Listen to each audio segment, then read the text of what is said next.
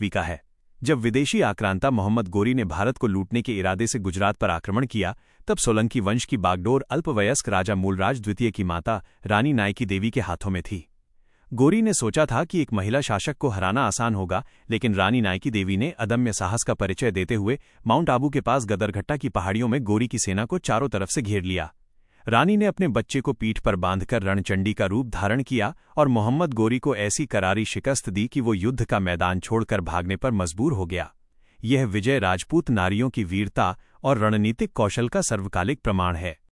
कुडलेबी, वीरपुरा, सोलंकी। सोलंकी वंश की वीरता की शाखाएं पूरे देश में फैलीं।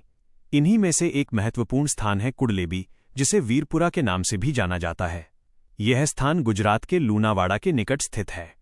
यहाँ के सोलंकी राजपूतों ने पीढ़ियों तक अपनी मातृभूमि की रक्षा के लिए तलवारें उठाईं और अपनी आन बान और शौर्य की परंपरा को आज भी जीवंत रखा है। स्थापत्य और सांस्कृतिक योगदान। सोलंकी राजाओं का योगदान केवल युद्धों तक सीमित नहीं था। उन्होंने भारत को विश्व प्रसिद्ध मारू गुर्जर स्थापत्य शैली दी।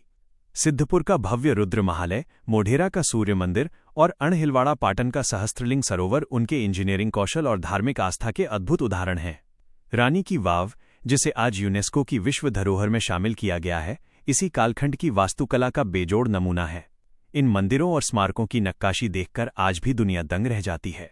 निष्कर्ष: सोलंकी राजपूत केवल शासक ही नहीं थे, बल्कि वे भारत की संस्कृति, सनातन परंपरा और अटूट वीरता के संरक्षक थे। उन्होंने सदियों तक विदेशी आक्रमणों के सामने ढाल बनकर भारतवर्ष की रक्षा की। उनका त्याग, बलिदान और धर्म के प्रति उनकी निष्ठा आज भी हमें गर्व का अनुभव कराती है और आने वाली पीढ़ियों को साहस, सम्मान और सच्ची देशभक्ति की निरंतर प्रेरणा देती रहती है। जय राजपूताना।